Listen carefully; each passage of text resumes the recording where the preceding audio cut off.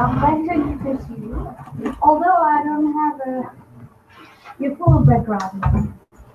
So it's just going to tell everybody how I started reaching the. That's all right.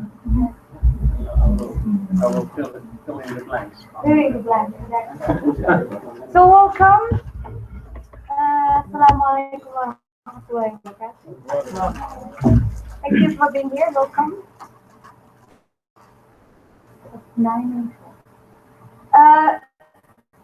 It all started when I working at the Bromwijk Museum. Since October, I've been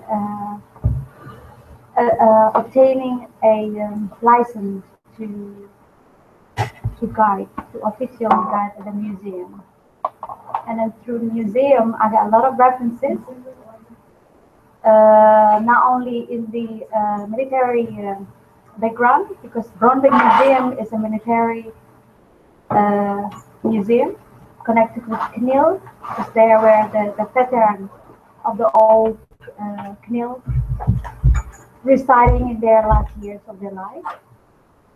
Upon article that wrote by Tim. It's all in Dutch.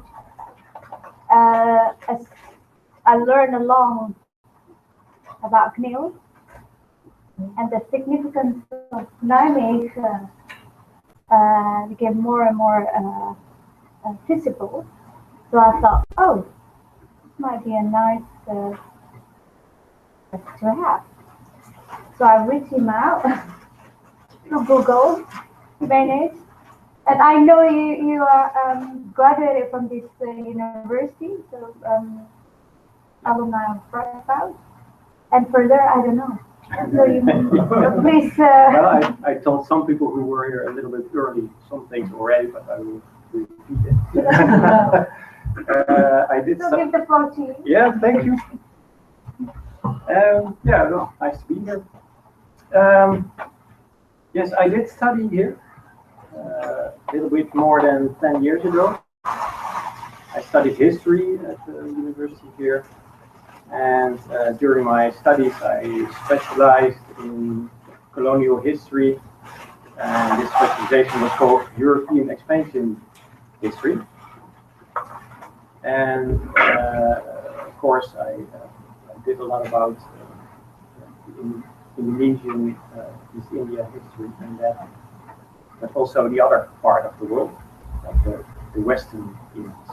The Dutch were also involved with Brazil and West Africa, things like that.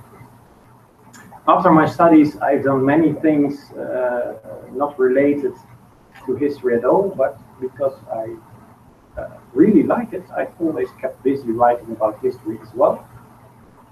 There's the blog where Jasper found my article. It's called Historian.nl, and so I'm a web editor, writer for that. And in my day-to-day life, at this moment, I work for the municipality of Nijmegen, public service. The people you meet when you need a passport, or you have questions, or something like that. But I'm not on the phone, I'm in the background, and I answer emails and social media and things like that. So the web editing for the municipality. All right. Now, well, I think it's time for the story about the traces of, Indonesian history in Nijmegen, if we call it that name. Well, when I was preparing this, I was thinking, well, how to approach this, but I thought, well, I think I'm going to start with a map. I'm pointing at the room. This works just fine. Yes, it does work. Okay. Google is our friend. Therefore, I chose this part of Nijmegen. You might recognize it. because this is the so-called Indische buurt of Nijmegen. You can recognize many of the names, I'm sure. I'm going to start over there. Well, many of those names are recognizable, and they gave those names in the beginning of the 20th century most of the times, like the 20s and the 30s, times like that, and most of them a little bit after the Second World War. But you can also see that there are a couple of figures over there. You probably recognize this guy, Van Heut. It's the famous Dutch general who notorious. Yes, famous and notorious at the same time. Yes, he subjugated Aceh at the cost of many lives, and so he's, in the past for the Dutch people he was sort of a hero, but we think a little bit different about him now because there were many lives lost under his rule. But there's also someone else. You have this street over there. Torop, Jan Torop, the artist. He was a sculptor and painter in the beginning of the 20th century. And I'm going to show you that. No.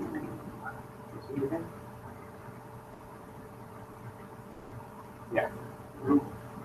We already talked about him. This dog. He's an example of somebody who has mixed roots. He was born in Indonesia. Welcome. But he also has Chinese and Dutch heritage. So he's a good example of the people we are going to talk about in this lecture, because it's also going to be about the people who were of mixed heritage, who had an Indonesian culture, but also a Dutch one, and combined this and had to find their own place when they lived here in Nijmegen. So I just was talking about the map. I'm going to give you a little bit of heads up what I'm going to do next. I'm going to talk a bit about the colonial history in short. Then I'm going to talk about the Prins Hendrik Kazerne and the Colonial Reserve. And then about mansions and villas in Nijmegen. And the Indos in Nijmegen. And a connection between Padang and Nijmegen I found when I was reading things. Yeah, people from Padang. Yeah, that's nice. But just a musical period, is he also has a Indonesian? Yes, he was a famous. He was Dutch, but he was a famous writer. Yeah. And a couple of his books are about the Dutch East Indies. Yeah. The most famous one is the Stille Gracht. Yeah. This is another one. But it's funny because Jan Torop, he also made this. Oh, made the book cover. Oh, that's right. So they work together a bit too. So that's why I put them together. And in the end, I'm going to return to yet another map, but you'll see.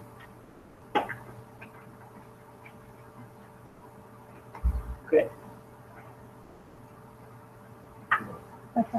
Batavia, yeah.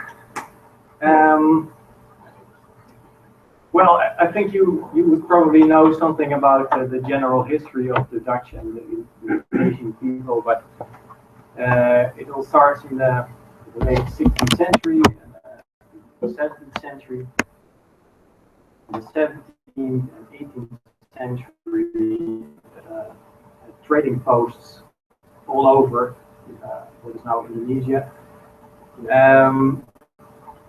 And of course, they were competing with other Europeans in the area, like the Spanish, the English, and Portuguese. When they were in Portuguese, they were fighting for control of all the spices and all the projects that they could make money of.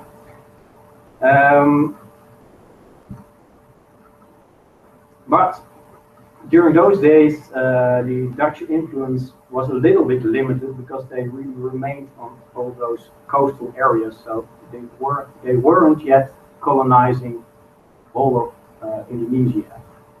So there were definitely influence there, political influence in the trade, but it wasn't a colony yet. This process started really in the 19th century, after the Dutch East India Company ceased to exist. Yeah, it collapsed indeed.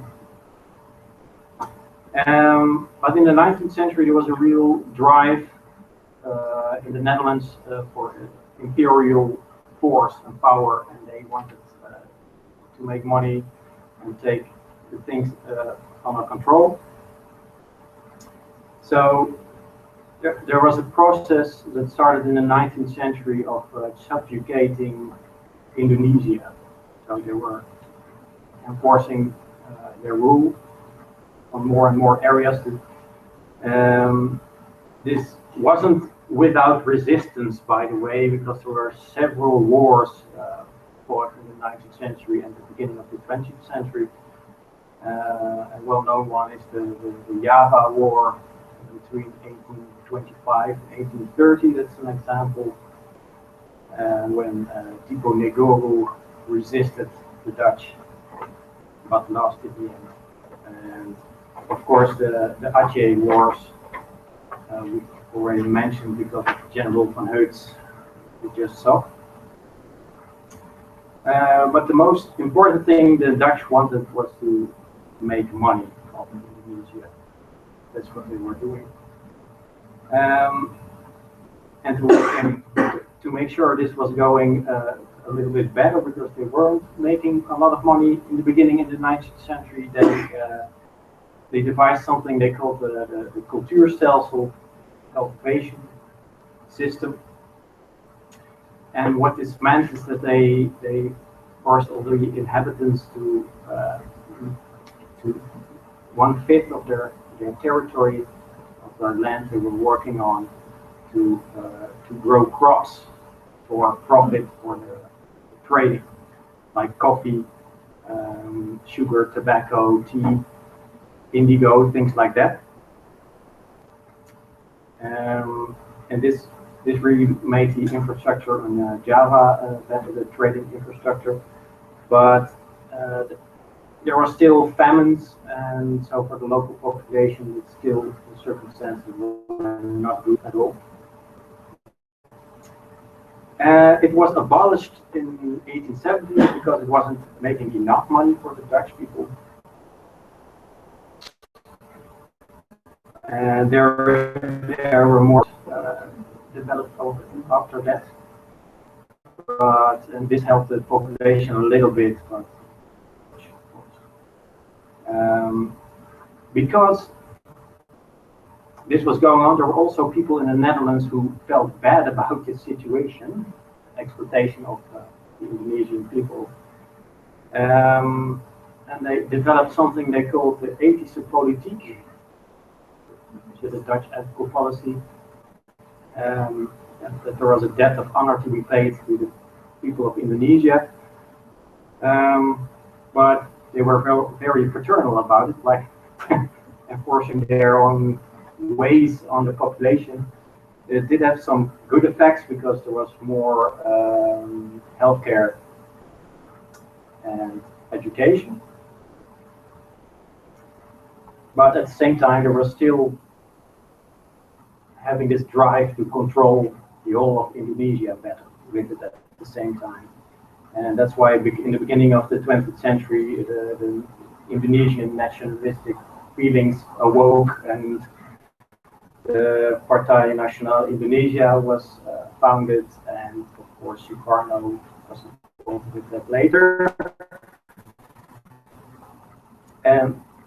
But they didn't succeed in moving the Dutch government to do, and really do anything about it. So it didn't change at that time. It took the Second World War and the period after the Second World War for Indonesia to reach its independence, of course, in 19. But not before there was. More survive. I know. Because the Dutch didn't agree. So it wasn't over yet. And that was that. Well, all this talk about the colonial situation is important for the context of the next part of my story. No. No. Oh, I'm going the wrong way. Because I want to go over there. I'm going to the Prins Hendrik Kazerne in Nijmegen. The connection with the colonial situation is that because of all of this fighting going on in the 19th century and the early 20th century made an army necessary for the Dutch people to control all of this that was going on. So there were wars to be fought, so they needed an army in Indonesia, and they needed troops, enough troops. There were local troops.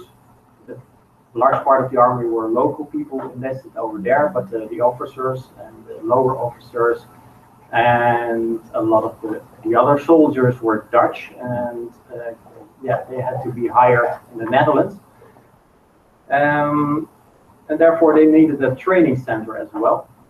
So that's what they made in the 19th century. They had a training center. At first it was in Harderwijk, Zutphen, and Maastricht, and in Nijmegen. But in the end of the 19th century, they made an improvement on the whole system. They founded the Koloniale Reserve to educate the soldiers in a better way and to improve standards, because they weren't very very good before. No, they weren't very selected before, and a lot of the people hired had a bad